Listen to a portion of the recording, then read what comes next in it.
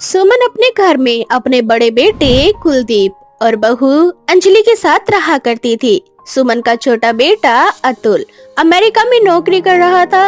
अतुल को अमेरिका गए 2 साल हो चुके थे, इसलिए अब सुमन इस बात से परेशान रहने लगी थी। ऐसे ही एक दिन अरे अंजलि बहू, मुझे तो डर लग रहा है। 2 साल हो गए हैं अतुल को अमेरिका गए हुए, लेकिन मजाल है कि वो इन 2 साल में घर वापस आया हो। माँ जी, सारी आप ही की गलती है। आपको पता है, जो भी अमेरिका जाता है वो वहाँ की लड़कियों से शादी कर लेता है। मैं नहीं चाहती कि मेरी देवरानी अमेरिकन हो। बहू, मैं भी नहीं चाहती कि अतुल अमेरिकन लड़की को इस घर की बहू बनाए। मैं तो सोच रही हूँ कि आज ही अतुल को फोन कर दूं और उससे कह दूं कि अमेरिका की नौकरी छोड़ के इंडिया वापस आ जाए। दोनों सास बहू इसी सोच में डूबी थी। अब इसी तरह से 2 दिन बीत जाते हैं और आखिरकार सुमन अतुल को फोन करने के लिए अपना फोन उठा लेती है। पर ये क्या, अतुल को फोन करने से पहले ही सुमन को अतुल की आवाज सुनाई देती है। माँ, भाभी, कैसे हो आप दोनों? देखो, आपका अतुल अमेरिका से वापस आ गया है। माँ जी देखिए, देवर जी अमेरिका से आ गए।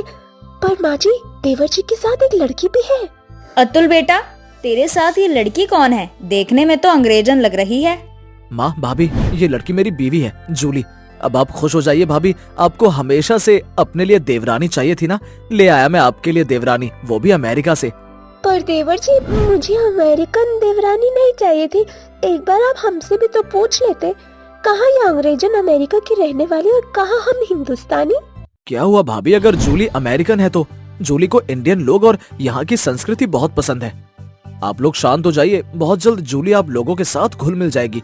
और भाभी, आप हो ना जूली की मदद करने के लिए, बहुत जल्द जूली सब कुछ सीख लेगी। आखिर अंजलि और सुमन को जिस बात का डर था वही हो जाता है। अब ना चाहते हुए भी अंजलि और सुमन जूली को स्वीकार कर लेती हैं, पर वो दोनों सिर्फ दिखावे के लिए जूली को स्वीकार करती हैं। अतुल के गैर मौजूदगी में ऐसा कोई मौका नहीं होता कि अंजलि और सुमन जूली का मजाक बनाया करते। माँ जी जल्दी यहाँ आइए और देखिए, मेरी प्यारी अमेरिकन देवरानी किस तरह के छोटे छोटे कपड़े पहनकर आ गई है। हे भगवान, अब इस कलमुही अंग्रेजन को कौन बताए कि ये इसका अमेरिका नहीं बल्कि इंडिया है और यहाँ की बहुएं ऐसे छोटे छोटे कपड़े नहीं पहनती। मम्मी जी, मेरे पास आप लोगों की तरह कपड़े नहीं है, इसलिए मैंने अमेरिकन कपड़े ही डाल लिया। माँ जी, मेरी इस अमेरिकन देवरानी को तो हिंदी बोलनी भी आती है और मुझे भी, और समझ भी आती है। हाँ, आपने सही कहा भाभी जी। जब मैं अमेरिका में थी तो अतुल मुझे रोज हिंदी बोलना सिखाते थे और उन्होंने मुझे यहाँ के कल्चर और तौर तरीके भी बताए, ताकि मुझे यहाँ पर आप लोगों के साथ रहने में कोई परेशानी ना हो। मेरी प्यारी अमेरिकन बहू, तू चाहे जितनी मर्जी कोशिश कर ले, लेकिन हमारे रंग में नहीं रंग सकती तू। अमेरिकन देवरानी जी, गलती आपकी नहीं, देवर जी की है, जो उन्होंने आपसे शादी की। इतना बोल अंजलि और सुमन वहाँ से चली जाती है। जूली को उन दोनों की ही बातें बहुत बुरी लगती है, पर वो अतुल से कुछ नहीं कहती।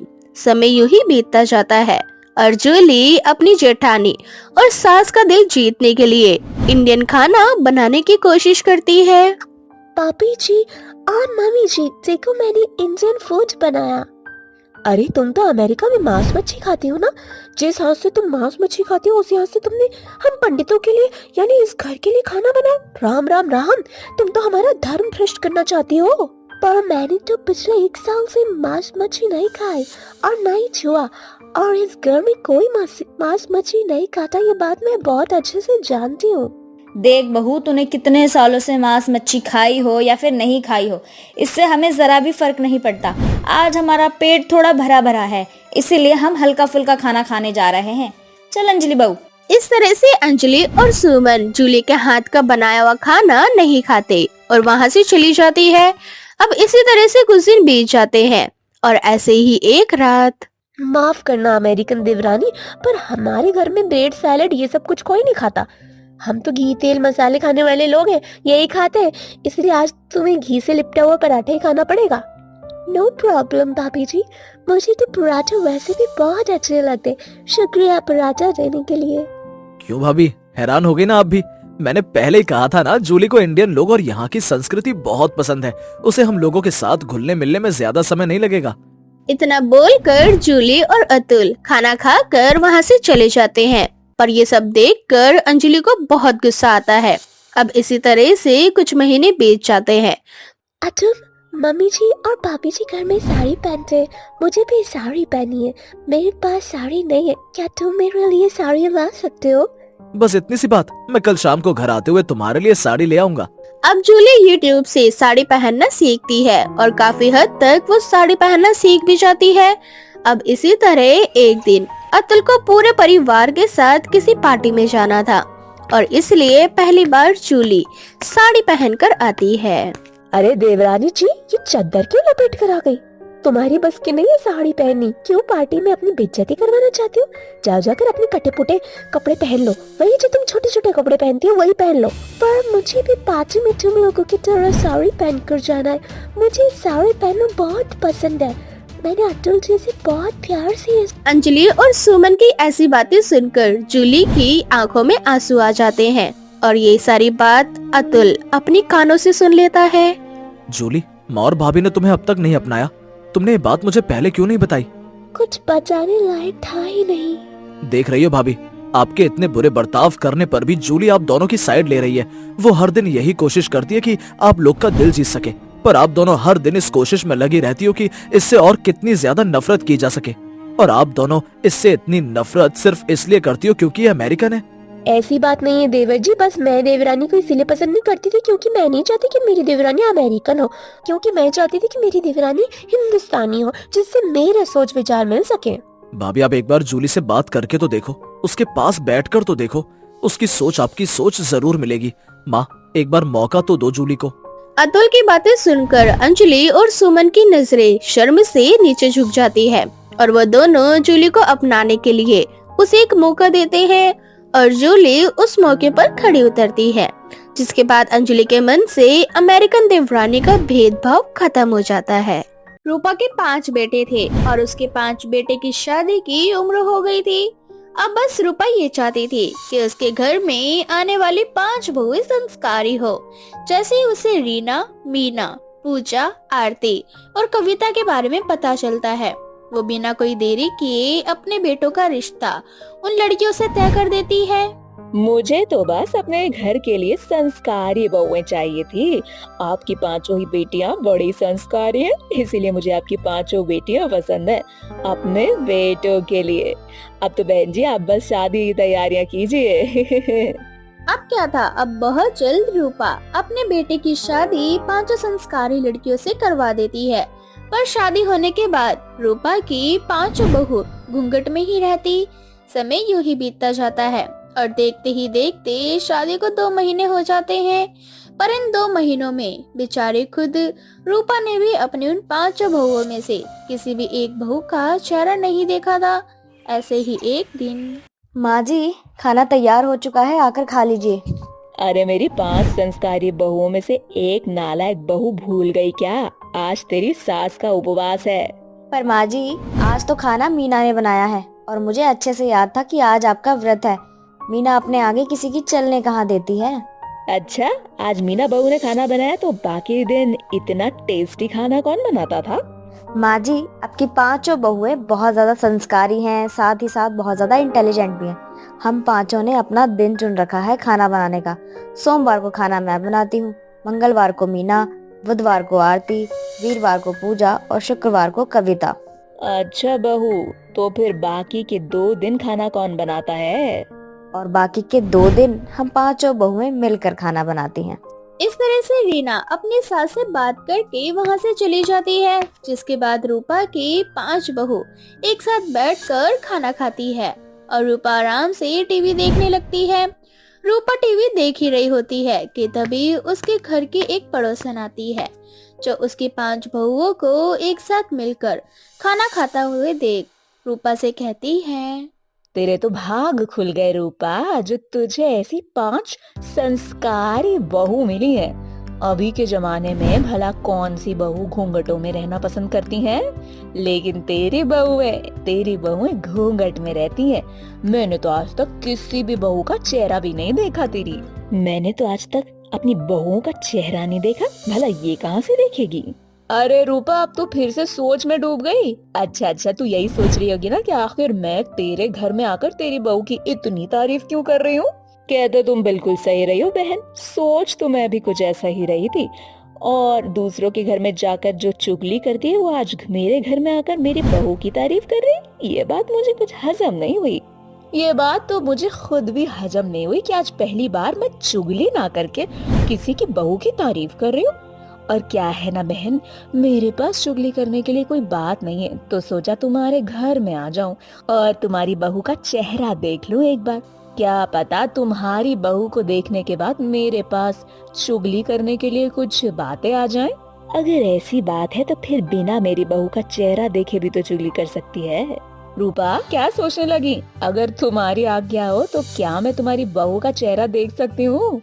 नहीं, मैं कुछ सोच रही थी, बल्कि मैं तो तुम्हें ये कहने वाली थी कि आराम से मेरी पांचों बहुओं का चेहरा देखो और उसके बाद मुझे भी बताना कि मेरी सबसे सुंदर बहू कौन सी है। क्योंकि मैंने खुद शादी से पहले एक बार अपनी बहुओं का चेहरा देखा था, उसके बाद मुंह दिखाई में देखा, तब से मेरी अब तक पांचों बहुओं ने घूंघट नहीं उठाया है। रूपा की बात सुनने के बाद पड़ोसन हंसती हुई उसकी 5 बहू के पास जाती है और उन्हें अपना घूंघट उठाने को कहती है। अरे बहुओं, मैं भी तो तुम्हारी सास की तरह हूँ, मैं भी एक औरत हूँ, मुझसे शर्माने की जरूरत नहीं है। मुंह दिखाए में भी तुम पांचों ने सही से अपना चेहरा नहीं देखने दिया था। चलो अब मुझे अपना चेहरा दिखाओ एक एक करके। माफ करना आंटी जी, पर हमारे घर वालों ने हमें ये संस्कार नहीं सिखाया कि शादी के बाद अपने ससुराल में बिना घूंघट के रहे। और वैसे भी हमारे घर में जेठ भी रहते हैं, अगर वो किसी भी समय घर में आ गए तो हम क्या करेंगे। पर बहू, वो सब तो रात में आएंगे। रूपा बहन, अब तुम ही कहो ना तुम्हारी बहू से, तुम्हारा कहना जरूर मानेगी। मेरी हूर की पांचों परियां, अपनी पड़ोसन सास को दिखा दो अपना चांद सा मुखड़ा, वो नजर नहीं लगाने वाली। नहीं माँ जी, आप चाहे कुछ भी कहो, पर हम पांचों बहू अपने ससुराल में अपना घूंघट कभी नहीं उठाएंगे। रूपा की पड़ोसन रूपा की 5 बहू के सामने काफी विनती करती है, पर उसकी कोई भी बहू अपना घूंघट नहीं उठाती। जिसके बाद नाराज होकर रूपा की पड़ोसन वहां से चली जाती है और अगले दिन से ही लोगों के घर जा जाकर रूपा और उसकी बहू की चुगलियां करने लगती है। अरे बहन, अब मैं तुम्हें क्या ही बताऊं, जैसा रूपा की बहू के बारे में सुना है उसकी बहू बिल्कुल भी वैसी नहीं है। तुम्हें पता है, जब कल उसकी 5 बहू को मैं देखने के लिए गई थी ना, तो मैं उसकी 5 बहुओं के पैरों में गिर गई, पर तो उसकी एक भी बहू ने अपना घूंघट ही नहीं उठाया। अरे बहन, तुम तो पागल ही हो। मैं होती तुम्हारी जगह तो बिल्कुल भी नहीं देखती उसकी बहुओं का चेहरा। ना जाने कौन सी हूर की परी आ गई है रूपा बहन के घर में, जो हर समय पांचों घूंघट में रहती है।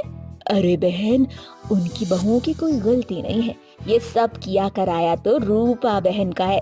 जानती हो ना कितने पुराने ख्यालातों की है, उसी ने अपनी बहू को धमका के रखा होगा घूंघट ना उठाए। वरना तुम खुद सोचो, अभी के समय में भला कोई घूंघट करती है क्या। इस तरह से रूपा की पड़ोसन पूरे मोहल्ले में रूपा की चुगली करने लगती है और एक दिन ये खबर रूपा के कान में जाती है और रूपा अपनी 5 बहुओं से कहती है, तुम पांचों को और कितनी मनमानी करनी है कर लो, आखिर तुम पांचों को अपनी मनमानी करने की ठान जो ली है, ऐसे करके अपनी सासू माँ की इज्जत की धज्जियां उड़ानी है क्या तुम्हें। पर माँ जी, क्या हुआ, आप इतनी नाराज क्यों हैं?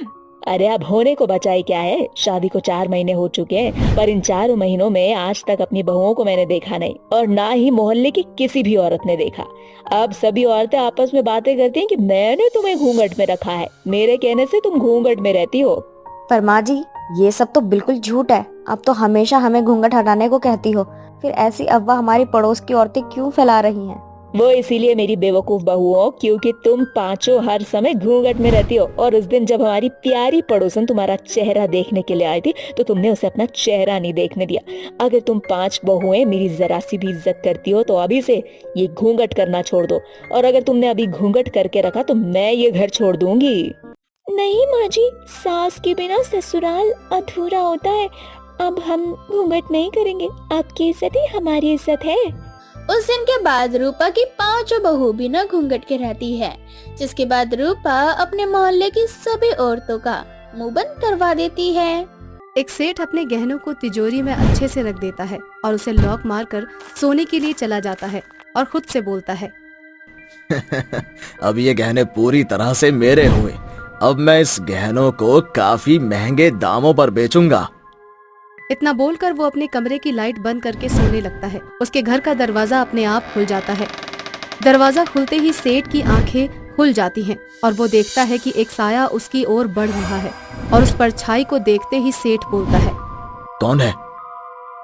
मेरी मौत। इतना बोलकर वो साया सेठ के पास आकर बैठ जाता है और सेठ के गले को दबाने लगता है, जिसके बाद सेठ बोलता है, तुम तो एक चुड़ैल हो, पर तुम यहाँ मुझे मारने के लिए क्यों आई हो? इतना बोलकर सेठ अपने घर की लाइट जला देता है और वो देखता है कि उस चुड़ैल ने सेठ के सारे गहने पहने हुए हैं। यह देख सेठ चुड़ैल से बोलता है, ये सारे गहने तो मेरे हैं, मुझे मेरे गहने दे दो। ये गहने मेरे हैं और मैं इन गहनों को चोरी करने के लिए यहाँ पर आई थी। ये गहने मैंने ले लिए हैं। इतना बोलकर चुड़ैल सेठ को मार डालती है और खुद से बोलती है, मैं इन सब से अपने सारे गहने ले लूंगी। जिन जिन के पास मेरे गहने हैं, मैं इन सब गहनों को इनकी असली जगह पर पहुंचा दूंगी। इतना बोलकर चुड़ैल वहां से चली जाती है। अगली सुबह सभी गांव वालों को सेठ की लाश नजर आती है, जिसके बाद गांव वाले सेठ की लाश को देखकर बोलते हैं, अरे ईका सेठ के घर में चोरी, लगता है कल रात को कोई चोर आया था जो घर लूट कर ले गया। मुझे लगता है कि शायद सेठ ने उस चोर को रंगे हाथ पकड़ लिया था, तभी उस चोर ने अपनी जान बचाने के चक्कर में सेठ का गेम बजा डाला। मुझे भी यही लगता है। और वैसे भी भाइयों, जैसी करनी वैसी भरनी। अब जब तुम बुरा करोगे तो तुम्हारे साथ भी तो बुरा ही होगा।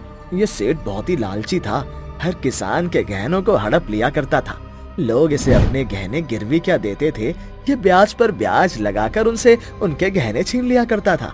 ऐसे इंसान के साथ ऐसा ही होना चाहिए। धन संपत्ति गई, गहने गए, साथ ही जान भी। इसीलिए तो कहते हैं भाइयों, बुरा करने वालों का कभी भला नहीं होता। हर किसी को अपने किए की सजा इसी जन्म में मिलती है। अब सभी गांव वाले वहां से अपने अपने काम के लिए निकल जाते हैं। ऐसे ही 2 दिन बीत जाते हैं। गांव वाले अभी सेठ की मौत से बाहर निकले ही नहीं थे कि उन्हें पता चलता है कि एक और सोनार की मौत हो जाती है, ठीक उसी तरह से जिस तरह से सेठ की हुई थी।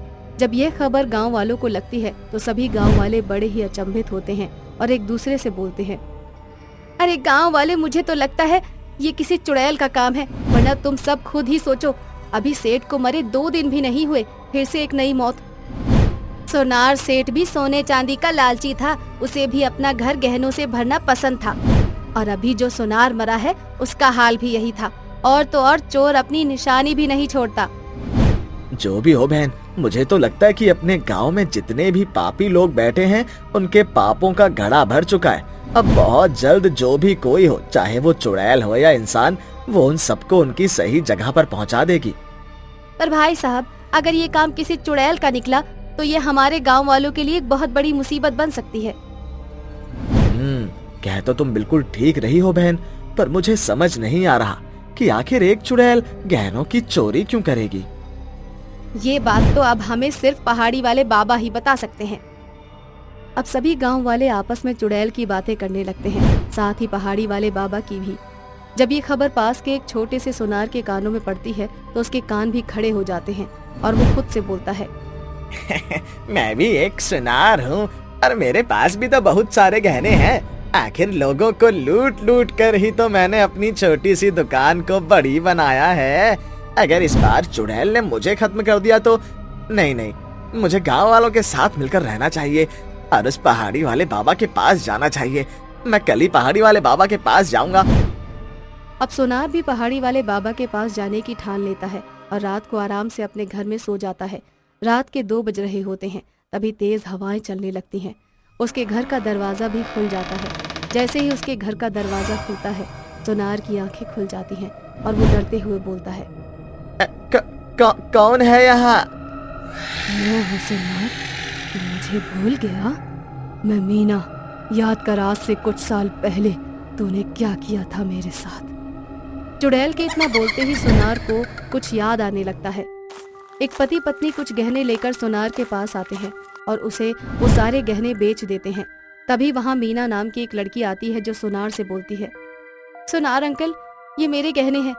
ये गहने मेरे माँ बाप की आखिरी निशानी है, पर इस गहने को मेरे चाचा चाची ने चोरी कर लिया और तुम्हारे हाथों बेच दिया। प्लीज तुम मुझे मेरे गहने दे दो, मैं बदले में तुम्हें तुम्हारे सारे पैसे दे दूंगी जो तुमने मेरे चाचा चाची को दिए हैं। ये गहने बहुत कीमती हैं, ऐसे गहने अब नहीं मिलते। ये गहने करोड़ों में बिकेंगे, करोड़ों में। इसलिए ये गहने अब मैं तुझे नहीं दे सकता। इसलिए निकल मेरी दुकान से, क्योंकि इन गहनों को मैं अपने कुछ पार्टनर के साथ मिलकर विदेश में जाकर बेचूंगा। ये गहने कई साल पुराने हैं, इन्हें बेचकर मैं रातों रात अमीर हो जाऊंगा। अगर ऐसा है सुनार, तो हम भी तुम्हारे पार्टनर हुए। अगर तुमने हमें अपने में शामिल नहीं किया तो हम तुम्हें जेल के पीछे पहुंचा देंगे। अरे क्या भाई साहब, आप तो मेरी बात का बुरा ही मान गए। आखिर आपकी बदौलत ही तो मुझे इतने महंगे गहने मिले हैं। आइए और हाथ मिला लीजिए मुझसे। सोनार और मीना के चाचा चाची मीना के सामने ही सेठ और एक सोनार को बुलाते हैं और वहाँ से सारे गहने लेकर निकलने लगते हैं। तभी मीना उन्हें रोकने के लिए आगे आ जाती है और वो सभी मिलकर मीना को मार डालते हैं और उसकी लाश को खाई में फेंक देते हैं।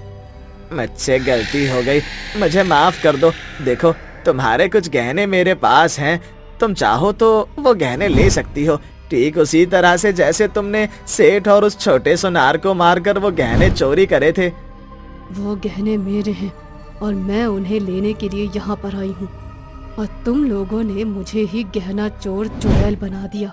तुझे तो मैं मारूंगी, पर उससे पहले तुझे मुझे बताना होगा कि मेरे चाचा चाची कहाँ मुंह छुपाए बैठे हैं, ताकि तुझे मारकर मैं उन्हें भी खत्म कर सकूं। सोनार चुड़ैल को उसके चाचा चाची का पता बता देता है, जिसके बाद चुड़ैल उस सोनार को मार देती है और अपने चाचा चाची को ढूंढकर बहुत जल्दी अपने चाचा चाची को गांव के बीचों बीच लाकर गांव वालों से बोलती है, तुम गांव वालों का अंदाजा बिल्कुल सही था। मैं ही वो चुड़ैल हूँ जो गहने चोरी करके इन पापियों को उनके पापों की सजा दे रही थी, पर वो गहने मेरे थे और मैं इनसे अपने गहने लेने ही आई हूँ। मैं कोई चोर नहीं हूँ। बस यही बताने के लिए आज मैं तुम सभी गांव वालों के सामने आई हूँ और अपने चाचा चाची की असलियत दिखाने के लिए तुम्हें यहाँ लेकर आई हूँ। बता सभी गांव वालों को कि मैं कौन हूँ और मैंने तुम सभी को एक एक करके क्यों मारा। चुड़ैल के कहने पर चुड़ैल के चाचा चाची सभी गांव वालों को सारा सच बता देते हैं, जिसके बाद चुड़ैल सभी गांव वालों के सामने अपने चाचा चाची को मार डालती है और अपने सारे पुश्तैनी गहने लेकर वहां से हमेशा के लिए चली जाती है। साथ ही अपने ऊपर से गहने चोर का कलंक भी मिटा लेती है।